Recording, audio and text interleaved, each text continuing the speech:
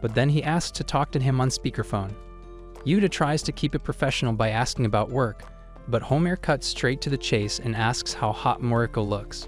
She immediately folds in embarrassment, saying there is nothing hot about her, so Yuta kneels in closer and says she is even hotter than Makima before handing over the phone. He considers confessing on the spot but then folds at the last moment and says she would look good with Homer. After telling her that they will still go out after he gets back, Homer tells her to spend the night with Yuta since she is already outside. Moments later, they get to the bar and grab drinks, but then Moriko starts to wonder how he even knew where she was going to be since the dates were mixed up. When he eventually breaks the awkward silence and thanks her for finally agreeing to go out with him, she asks about it, and he remembers hearing about her plans in the game, but acts like he just happened to see her on the way home from work. After talking about the weird way they first met, he ends up at the store getting a bottle of water because half a glass of mild sake was apparently enough to fry her weak liver. She apologizes for ruining yet another day, but as usual, he tells her not to worry about it and suggests taking a walk to help her sober up. While walking together, she thanks him yet again, so he commends her on being so kind-hearted, and she remembers hearing something similar from Lily. As they keep walking, the conversation switches to how good Homer actually is when he is not acting like an obnoxious dust-brained senior, and Moriko eagerly listens as he keeps making the competition look better. After she thanks him for filling in and says she is now really looking forward to going out with Homer, he wishes her luck and leaves. Minutes later, Homer gets a call from him saying he has now given up on Moriko, so he takes a second to remind Yuta that he spent days stalking her, but he claims it's for the best. After logging into the game the next day, Chanbe keeps asking why Hayashi is still not actively playing, and Lily keeps trying to hide her sadness as Yuta wonders if he made the right choice. Later that day, Moriko gets to the spot Homer told her about, and he eventually calls to apologize for waking her up earlier before popping out to surprise her. After a short stroll through a couple of blocks, they find a restaurant, and Homer refuses to shut up about how Yuta definitely wants to dig out her box. When she asks how it would even be possible, seeing as she is older and less attractive, he tells her not to sell herself short because a creep like Yuta definitely knows how to select his hotties. Thankfully, their conversation eventually progresses to regular old talk about their interests, and Moriko really breaks down how being a gamer has really helped her recently. Meanwhile, Yuta, who has just logged into the game, struggles to hold back the tears as Lily asks Moriko about her date and claims to be happy for her. Over the weekend, Yuta reminisces on how weird his game reality as Lily has been in the past few days and decides to take time off the game to think, while Moriko keeps playing, hoping that Lily will eventually log in again. After hours of thinking about all the time they have spent together, he finally decides to log in, and Hayashi gets excited to see Lily, along with Lilac and Emeralda.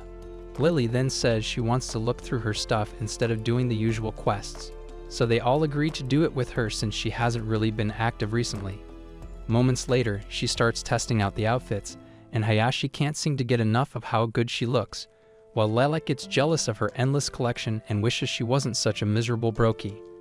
Hayashi then asks Lily if she can change her hairstyles as well, and they end up having an entire discussion about it. Afterwards, she and Hayashi stroll through the woods while talking about random stuff, but Yuta can't stop himself from getting nervous as he can no longer talk with her the same way he once did before figuring out the truth.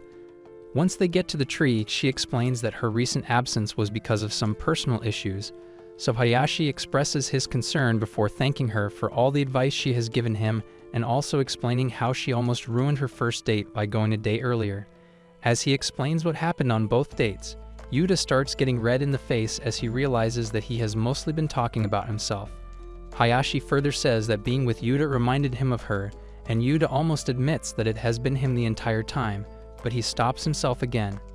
The next day, Homer gives Yuta a call to invite him over, but he has work and cancels, so he calls Moriko instead to get some advice on starting the game. Moriko gets a little excited, but then remembers that her character is a guy, which will definitely make Homer think she is the bad kind of freaky. After giving it some thought, she decides to log off right before Nico logs in to talk with Kanbei. Moriko then spends a few minutes creating a new girl character named Molly and searches through town to find Homer's character, which turns out to be a juiced-up chick named Harumi. Molly quickly tries to explain the rules, but then Nico shows up with Kanbei. and things quickly get weird for Molly as she now has to hide the fact that she knows them and pretend to also be a newbie who just knows a little about the game. Meanwhile, Yuta has just gotten back home and sees a text from Homer explaining everything he has been up to. Being the insecure man-child he is, he starts reading more about it and realizes that he might know Molly from the past. Moments later, he calls Homer, who then stops playing and leaves the rest of them in suspense. Using that opportunity, Molly explains the situation to Chanbei, and he agrees to keep it a secret before Homer gets back to continue playing. Yuta, on the other hand, starts freaking out over the possibility that they both might actually become a thing in the game as well and ruin what he has going as Lily, so he decides to also create a new character for himself.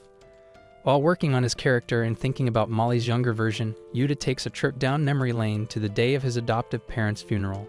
After sitting through the ceremony and acting like he had not been hearing the haters gossiping about his inheritance, he decided to move to a better, more affordable apartment because maintaining the family house and living all alone in it was too much to handle. The move didn't do anything to fix how depressingly lonely the house was, so he started gaming to find some sort of connection. A little while after gaining some friends in the game, he met Yuki, a newbie who didn't know the ropes and wanted his help to learn more about playing the game.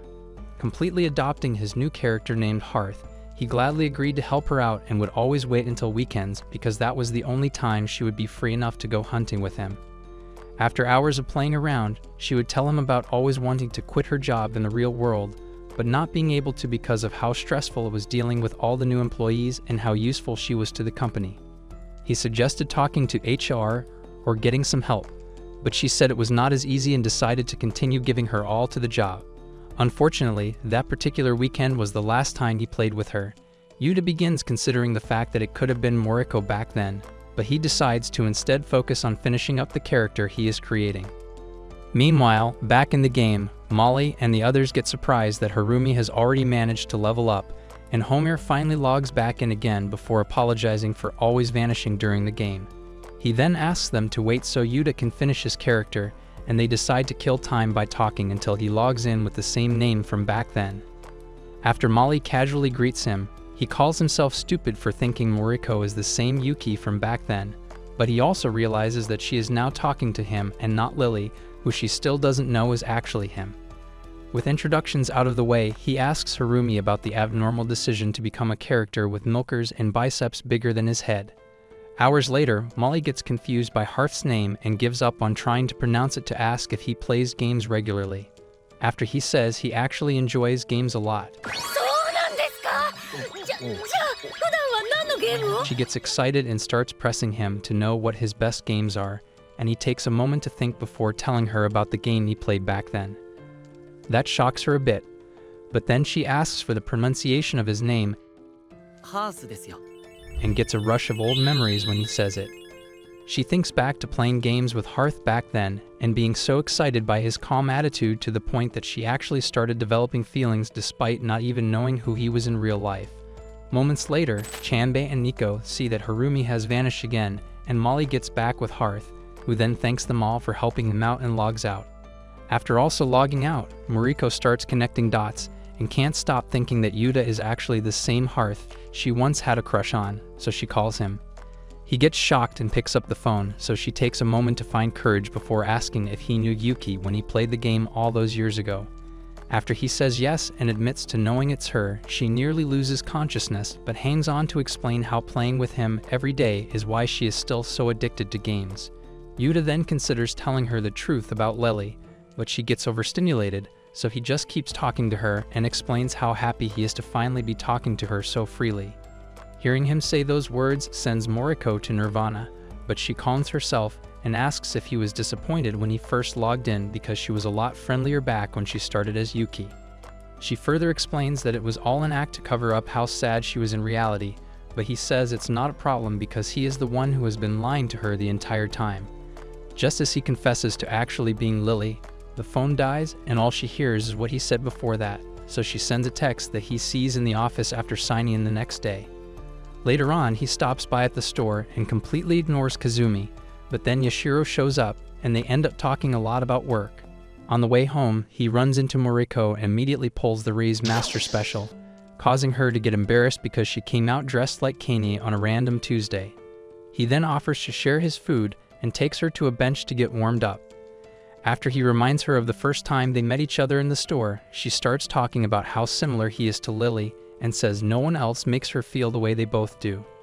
When she comes clean about her real character, Hayashi, and asks if he would like to meet Lily, he says it will be impossible.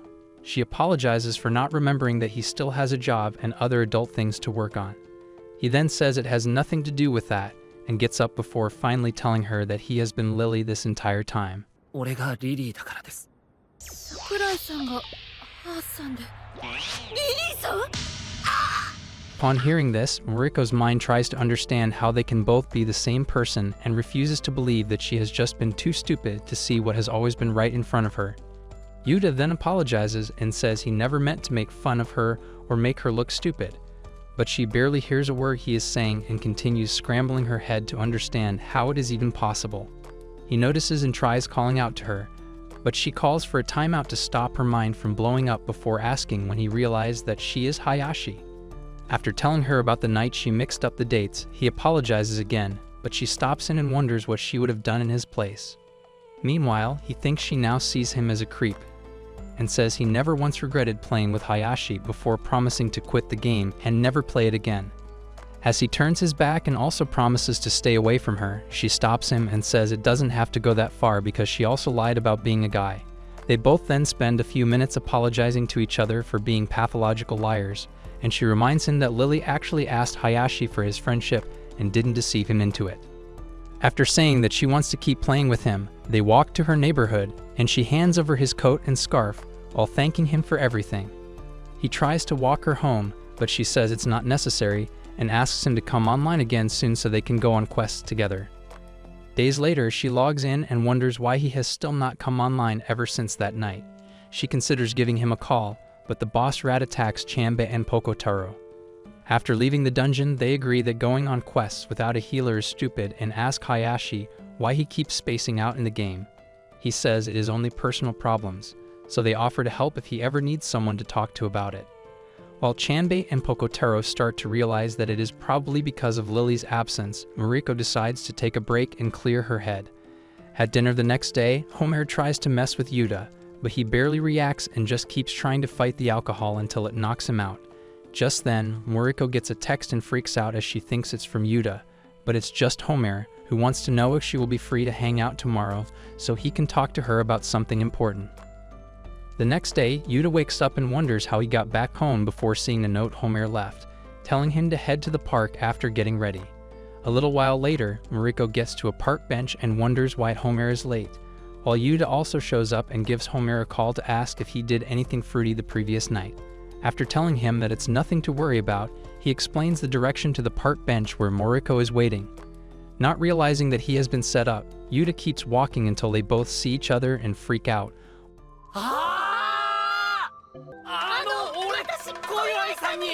While Homer commends himself on being Cupid's substitute. Before leaving, he considers sending Mariko the picture from the night she passed out but decides to keep it for himself. Meanwhile, the lovebirds still haven't said a word to each other as Yuta struggles to accept that she friend-zoned him, while Mariko wishes she dressed a little better. To make matters worse, her belly starts begging for mercy, but that thankfully breaks the ice, so Yuta suggests heading to the store for quick snacks. On the way there, she wonders how Kazumi will react to them shopping together, but after seeing that he has the day off, her mood gets better. As they try to find something, Yashiro shows up and keeps peeking over before finally asking if they are a couple. The embarrassment becomes too much for Mariko, so she runs out, and Yuta chases after her. Just then, Kazumi shows up, so Yashiro tells him all about it, but that only makes him a lot more confused. As the clouds get ready to pour, Mariko convinces herself that she is too ugly to be Yuta's girl, so when he catches up, she tells him to stay away. As she describes everything that makes her a walking hazard, he gets upset and says he has never seen her that way, causing the tears to build up. Just then, the rain starts to pour, so he covers her up with his coat and takes a look around to find a shade before offering to take her back to his place and fix her a plate since they didn't buy anything to eat. She agrees, but after getting to his apartment, her brain finally catches up, so she immediately runs into the shower to wash up. After finding something she can wear, he tells her where to find it, but she starts to panic as she has never been to a guy's house before. As she gets out of the shower and puts on some clothes, Yuta gets started on the food and remembers the tears in her eyes before trying to think of a way to lighten the mood. He first thinks of what Homer would do and realizes that he can't replicate stupidity. As he tries using Lily's personality instead, Mariko comes out and stuns him with her beauty before asking if there is anywhere she can leave her clothes out to dry. After telling her about the dryer and also pointing out an extra pair of slippers she can wear, he tries to go take care of it, but she runs ahead of him and stuffs her clothes into the dryer to stop him from seeing her plot covers. After that, he serves her a cup of tea and sneaks a peek at her milkers before sitting on the floor to fully take in every inch of her beauty. She eventually gets tired of the creepy staring and gets him to sit on the couch as well, but being so close to him starts to feel a bit weird, so she sits on the floor. After he also joins her by sitting on the other side, she takes a look around and compliments his apartment. She also notices his expensive gamer setup and says she loves how he is so in touch with his feminine side. He thanks her for the compliment and tries to keep talking about it, but then she remembers how he basically knows most of her secrets due to being Lily and freaks out. To help her feel better, he asks if she would like to try out his PC, and she gets excited to see what it's like being Lily. After he helps her log in, they see that no one else is online and try to have a quick look around, but then Yuta gets a little too close and pulls back immediately to apologize. Seeing the look on her face, he considers making a move, but her belly drops another album that catches him off guard, so he decides to go make her something to eat. She then offers to help, so they spend a few minutes prepping in awkward silence before serving spaghetti. After slurping down the entire bowl in minutes, Mariko begins to wonder when she lost all sense of shame, and Yuta notices the mood swing, so he tries to go do the dishes, but she begs him to help out again. While washing them, she apologizes for what happened in the store again. But this time, he calmly explains how she often puts herself down and says no one sees her as the unemployed shut-in nerd she keeps calling herself. He further assures her that she is so much more than that because of the experience he has had with her in and out of the game, but the compliment causes a stream of tears to start gushing out of her face. He quickly tries to find a napkin and eventually uses his shirt to clean her face while she thinks back on how life has been since she quit her 9-to-5 and realizes that he has been the best part of it all. They both share another moment that almost leads to sucking faces, but the dryer goes off at the worst possible time, so they finish up. She thanks him for letting her stay over and leaves. Seconds later, he runs out and walks her all the way back home before finding the courage to say that he wants to continue spending quality time with her. こちらこそぜひ The next day, they join the others online for a special team quest and manage to take down their strongest opponent yet.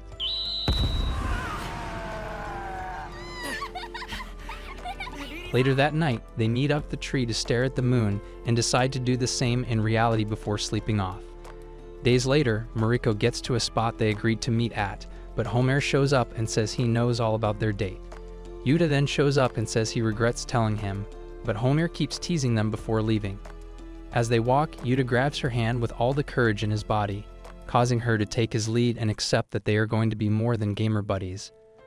Will the lovebirds take things to the next level by clapping while on their usual quests, or will Yuta find a way to ruin everything? Comment gamer buddies if you like this video and don't forget to like, subscribe and turn on post notifications to see more recaps like this.